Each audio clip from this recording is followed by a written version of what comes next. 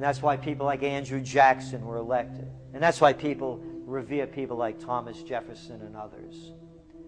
The takeovers happened, and it's a corporate takeover.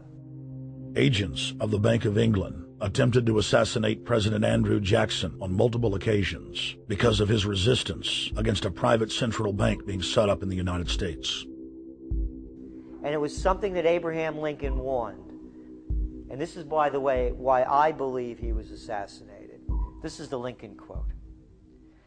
The money powers prey upon the nation in times of peace and conspire against it in times of adversity.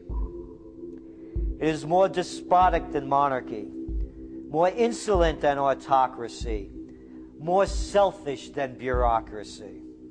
I see in the near future a crisis approaching that unnerves me and causes me to tremble for the safety of my country.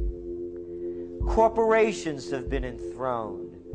An era of corruption will follow, and the money power of the country will endeavor to prolong its reign by working upon the prejudices of the people until the wealth is aggregated in a few hands and the republic is destroyed. Wall Street has killed Main Street. So I know how unpopular it is to be seen as helping banks right now, especially when everyone is suffering in part from their bad decisions. I promise you, I get it. Up until about the Kennedy assassination and the beginning of the war in Vietnam, the United States is a very powerful engine for world progress. It's the assassinations, the Kennedy assassination, and the others in the 1960s, the beginning of the Vietnam War, and the beginning of the absolute domination of the Wall Street Group over every other interest. Nobody else counts except the Wall Street money masters. That has now made the United States into no longer a force for progress, but something very different, often a force for destruction in the world. The military-industrial complex has taken over the country along with the Wall Street gang. If you look also at the people that Obama has put on his appointments list, it's all Wall Street. It's government of Wall Street, by Wall Street, and for Wall Street. There's nobody from heavy industry. There's nobody from the auto sector, nobody from Silicon Valley, nobody from big oil, nobody from defense, no labor, no women, no retirees, no small business, nothing. It's pure Wall Street. The only people who have a voice in Obama's councils are Wall Street finance oligarchs. That's all there is. Nobody else counts for anything under Obama. It's the most extreme Wall Street administration we've ever had. Before his death, President Woodrow Wilson apologized to the public, regretting that he had been deceived by a group of international bankers and the country's financial system had fallen into their iron grip via the Federal Reserve Act of 1913. Whether sought or unsought by the military-industrial complex, the potential for the disastrous rise of misplaced power exists and will persist. Dwight D. Eisenhower, he warned the people that the military-industrial complex was taking over the country. Only 3 years after leaving office, President Eisenhower's prophetic warning concerning the threat posed to our system of government by the military-industrial complex came to pass. President John F. Kennedy had enraged the entire elite network. Now, Kennedy was brought in as somebody who was expected to be a puppet. It was thought that his pro-Nazi father, Joseph P. Kennedy, the bootlegger, the speculator, would guarantee that Kennedy would be obedient to the establishment.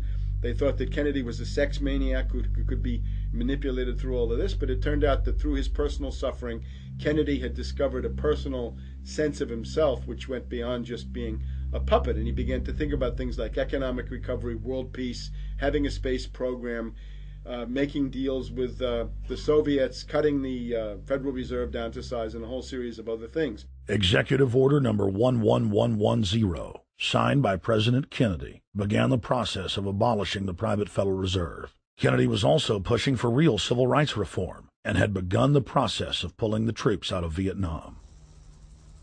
The last time you had an actual president was Kennedy. The oligarchs took swift and decisive action. When John Kennedy attempted to take the government back from the robber barons, he was brutally murdered. The message to future U.S. presidents and leaders across the world was clear: do as you're told or die. John Fitzgerald Kennedy was the last true president of the United States. And until the globalists are removed from power, we will never have another real one. The other thing about the American presidency you've got to remember is that this is a puppet post. It's automatically going to be a puppet post. The idea that Obama is somebody who's going to come in and exercise real authority when he's obviously been chosen and given everything that he's got by these financiers. Presidents are now little more than corporate pitchmen who take all the political heat, while the controllers remain in the shadows, safe from public scrutiny. Hip-hop icon KRS-One is not just known for selling millions of albums. He has led a tireless crusade against youth violence and has been a strong voice for human rights. If they controlled it before, what makes you think they're not controlling it now? The country was on a verge of revolution. They threw a black man up. Now we like this. They give him the money, they give him the bundling, they give him vote fraud, they give him the media whores, they give him goons. They even have elected officials making threats to put people in jail if they criticize Obama in public. All of this is the mark of a puppet. And that means that he is a puppet, actually more of a puppet than anybody else, more of a puppet than Mrs. Clinton would have been, even more of a puppet than McCain. He's the maximum puppet that we've had certainly since Jimmy Carter. They put a black face on the New World Order, and now we all happy. KRS ain't buying it. In the real executive power structure, the president serves the military-industrial complex, itself owned by the international bankers. If there's a revolution, the population just throws out the prime minister or president.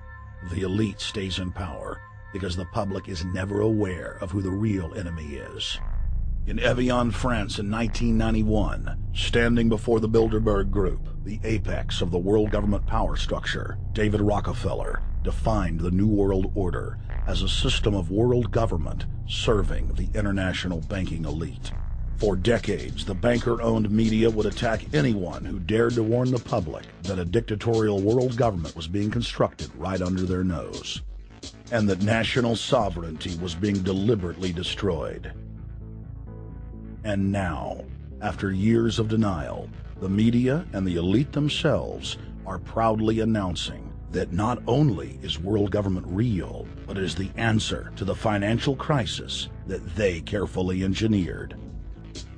Suddenly, the Wall Street Journal tells us that the North American Union is here, and that getting rid of the dollar for a common currency with Canada and Mexico is good. The Financial Times of London, published by a member of the Bilderberg Group, crowed that a dictatorial world government had been kept in the shadows for our own good, and that it was now time for it to emerge from behind the curtains of national security. White House Chief of Staff Rahm Emanuel stated on record that they can't let this crisis go to waste. You never want a serious crisis to go to waste. And what I mean by that, it's an opportunity to do things that you think you could not do before. And Henry Kissinger, who gave Barack Obama his first job out of college, told national television that the economic collapse was a great opportunity to bring in the New World Order. He went on to say that Barack Obama was the perfect person to sell it to the world. But he can give a new impetus to American foreign policy, partly because the reception of him is so extraordinary around the world. I think his task will be to develop an overall strategy for America in this period when really a new world order can be created. It's a great opportunity. It isn't just a crisis. In June of 2006, our team traveled to Ottawa, Canada, to gather intelligence on the shadow government's agenda for the coming years. I think that's the Queen. Investigative journalist and best-selling author Daniel Estulin had been tracking the Bilderberg Group for more than 16 years. His moles inside Bilderberg informed him that the elite were planning to first run the price of gas up to $150 a barrel, unimaginable in 2006. He also reported that after suckering the middle class back into the stock market, the group was going to implode the subprime mortgage market and destroy public confidence.